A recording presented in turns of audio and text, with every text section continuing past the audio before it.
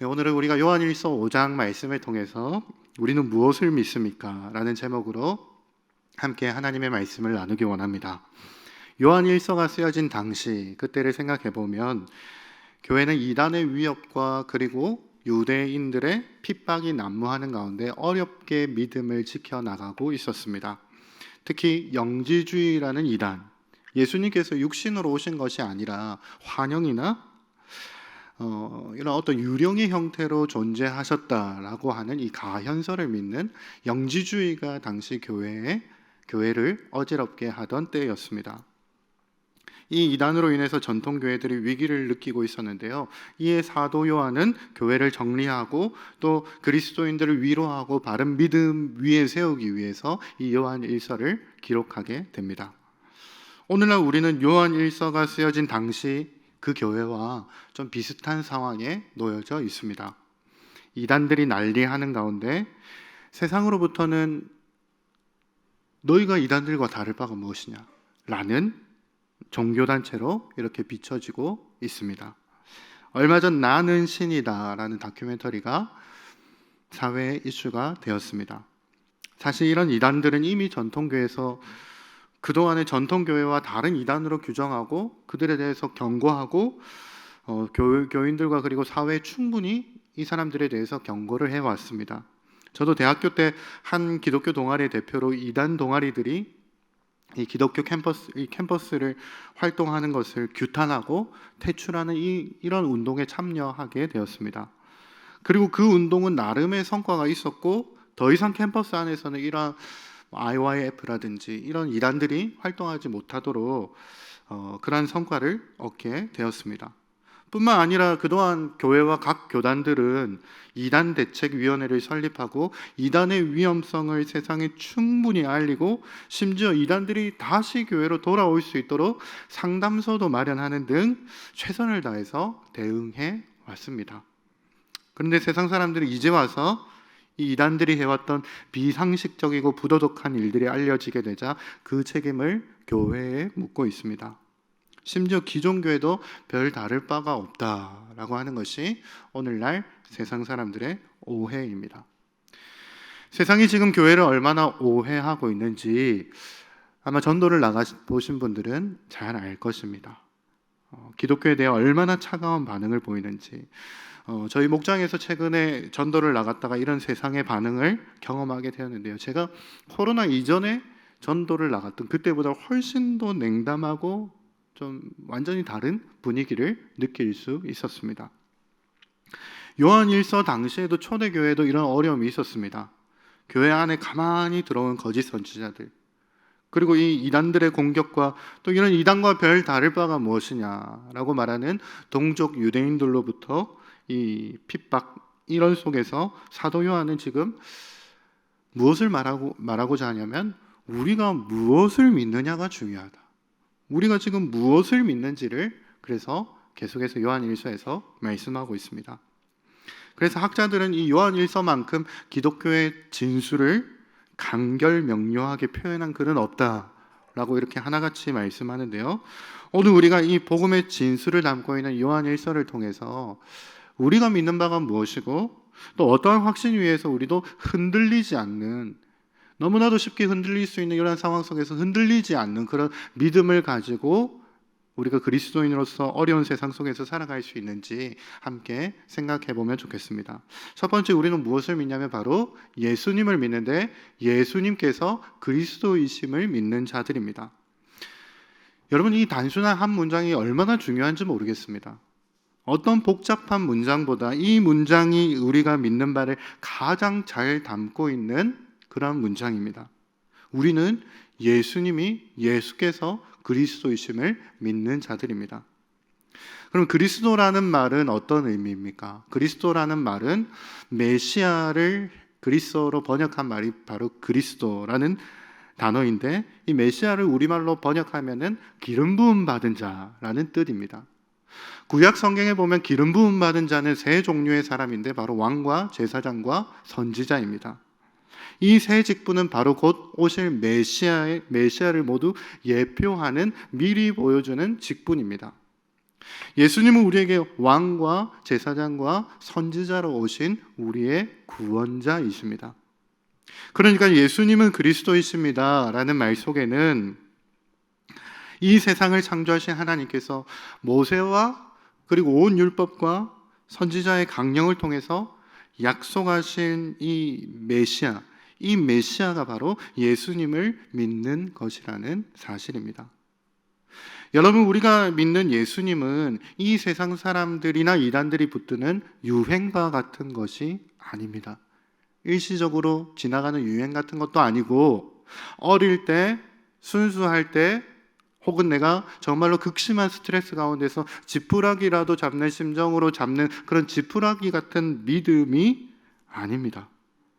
우리가 믿는 예수님은 이 세상을 창조하시고 그 백성을 구원하시기 위해서 창세 전부터 미리 계획하신, 미리 예표되어진 구원자 메시아 그리스도이십니다. 요즘 서구 크리스천들 속에서 역회심이 유행이라고 합니다. 어릴 때 혹은 어려울 때 충분한 고민 없이 자기 의사와 상관없이 자기 선택과 상관없이 얻은 이 신앙으로부터 자유를 선언하고 나는 어젯밤에 역회심했어. 나는 어젯밤에 이제 회심한 것을 취소하게 됐어. 라는 이러한 글들을 SNS에 올리는 것이 유행이라고 합니다. 이렇게 사람들이 믿음을 떠나는 이유가 여러 가지가 있겠지만, 그러나 가장 중요한 것은 무엇이냐면 바로 우리가 믿는 대상을 분명하게 우리가 알지 못하기 때문입니다. 오늘 사도 요한은 교회 안에 가만히 들어온 영지주의자들, 이 이단들이 난리를 치는 가운데 믿음이 흔들리는 자들에게 무엇이라고 말하냐면 예수께서 그리스도이심을 믿는 자, 너희들은 예수께서 그리스도이심을 믿는 자가 아니냐.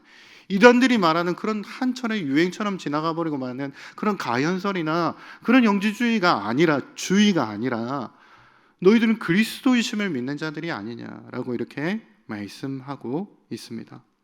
그분은 우리를 통치하는 왕이시요, 우리를 거룩하신 하나님께로 인도하시는 대제사장이요, 또 우리를 말씀으로 위로하고 가르치고 권면하는 선지자이십니다.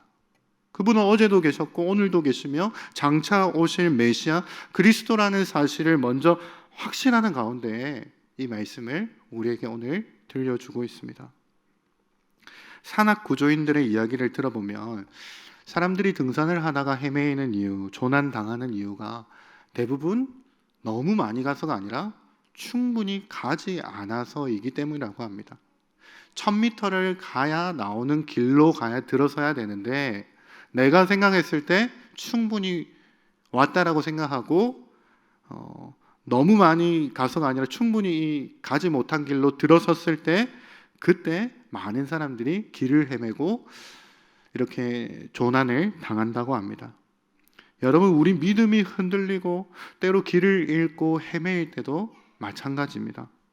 우리가 믿는 예수님이 그리스도라는 충분한 인식 없이 우리에게 주신 말씀에 따르면 이 구원의 확신과 성경적인 가치관 없이 주술적인 종교심과 신비주의적인 세계관으로 뒤범벅된 그런 허술한 믿음에 기초하고 있기 때문에 우리 믿음이 사실은 흔들리는 것이죠. 성도 여러분, 무엇보다 예수님이 그리스도이시다라는 이 사실을 확신하시기를 바랍니다.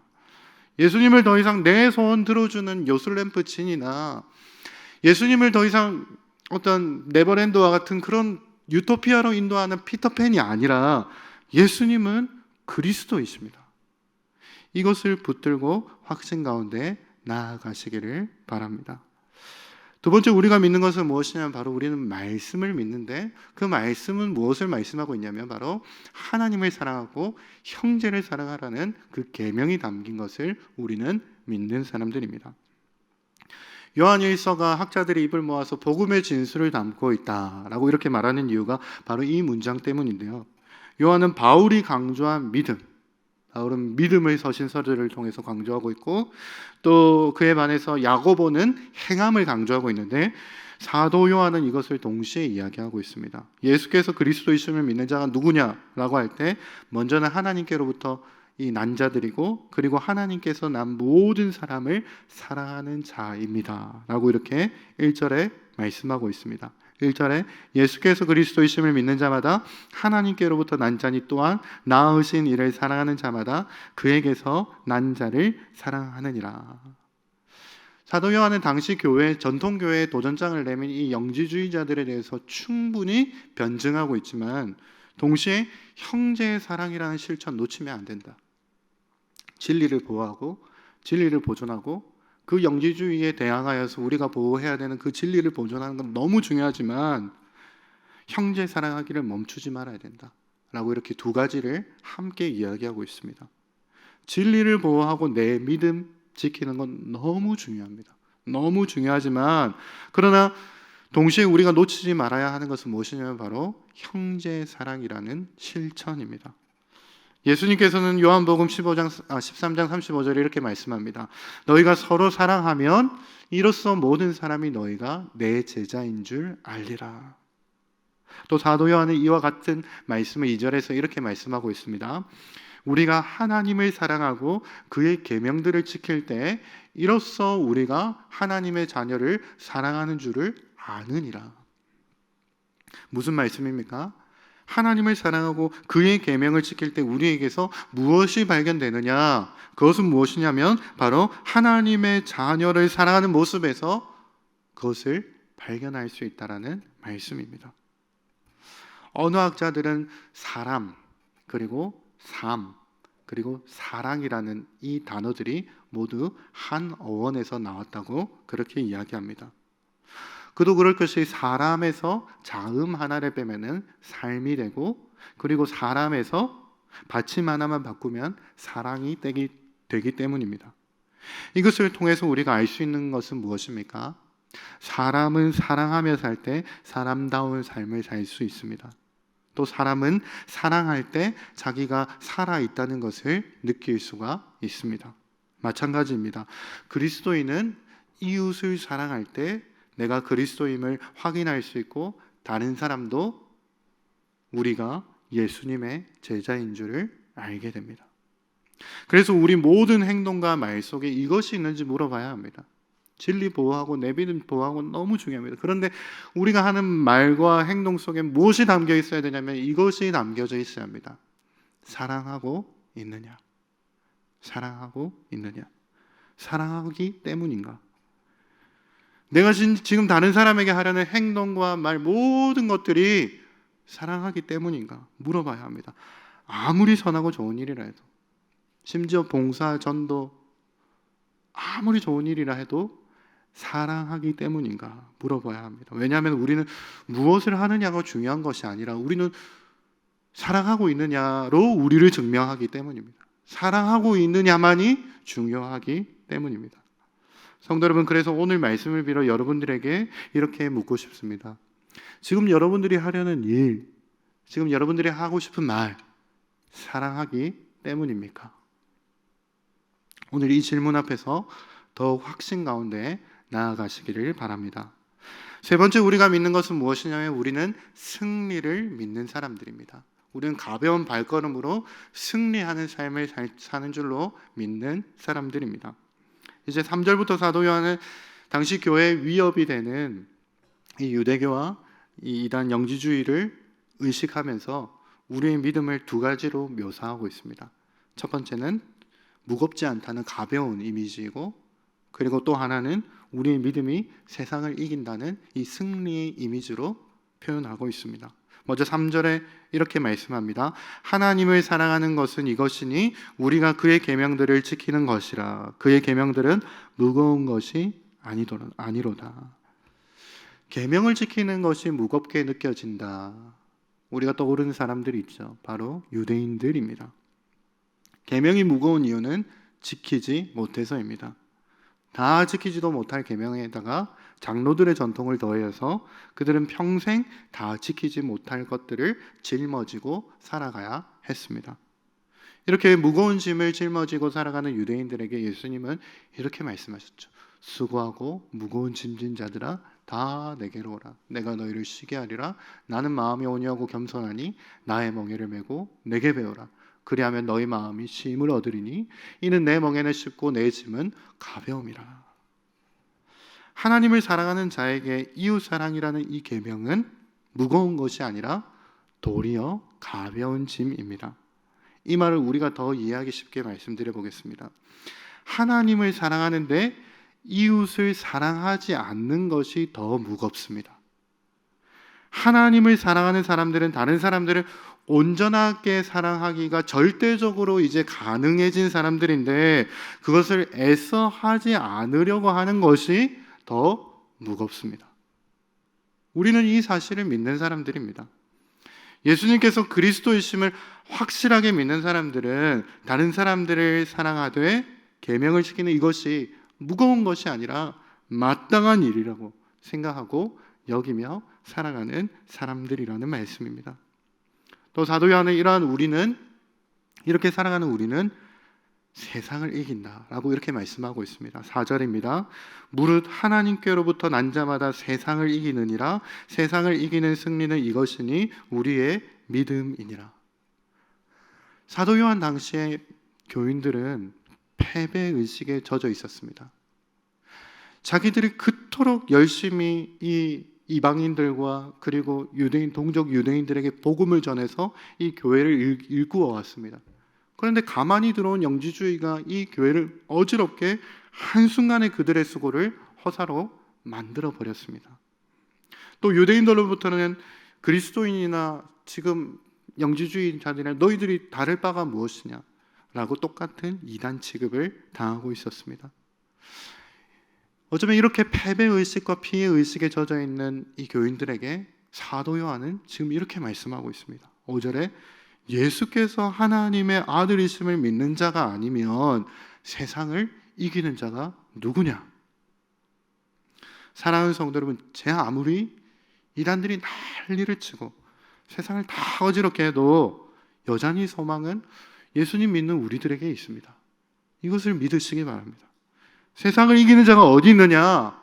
바로 예수님을 믿는 자가 아니냐. 예수님께서 그리스도이심을 믿는 자가 아니냐. 그의 계명을 가볍게 여기고 그의 계명을 실천하며 살아가는 너희들이 이 세상의 소망이 아니냐. 사도 요한이 이렇게 용기와 희망과 소망을 증언하고 있습니다.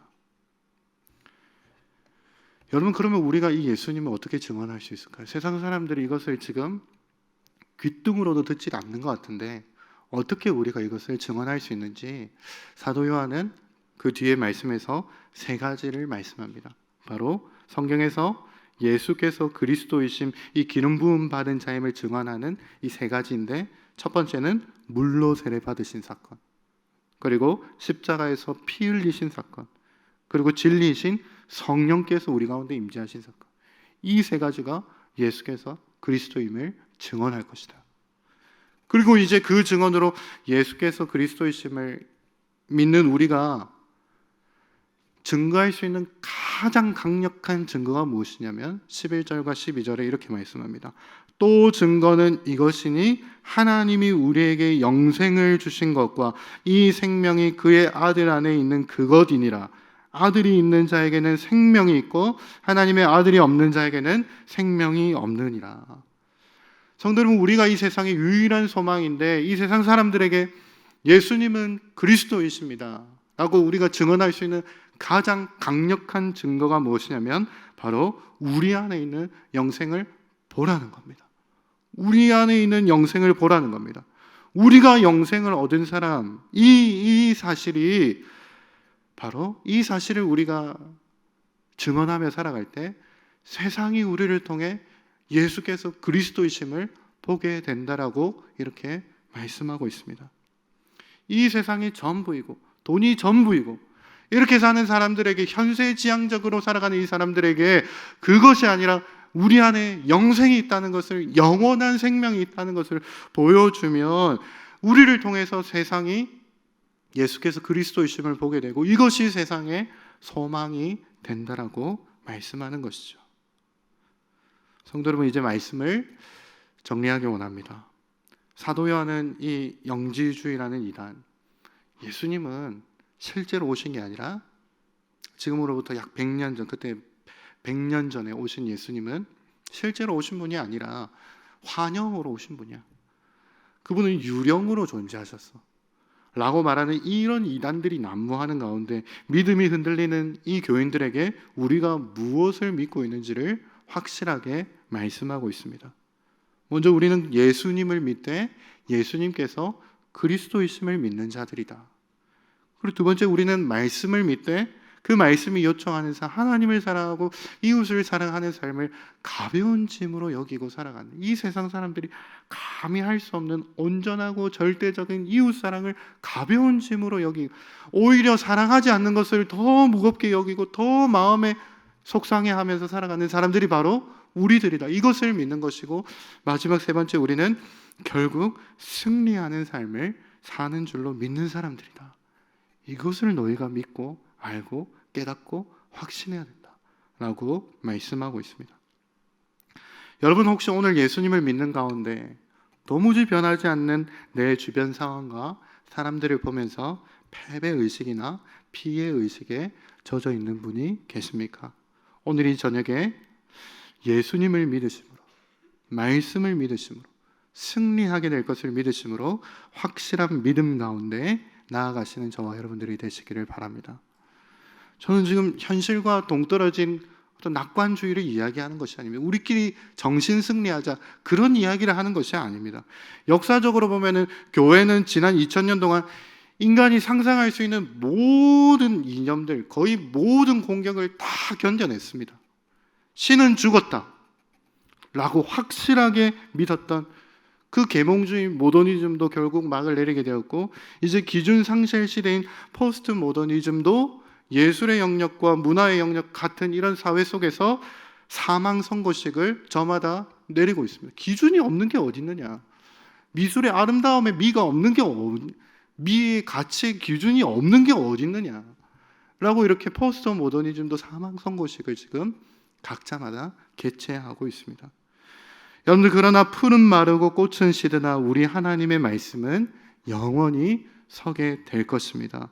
이 믿음으로 승리하는 남은 한 주간이 되시기를 예수님의 이름으로 축복합니다.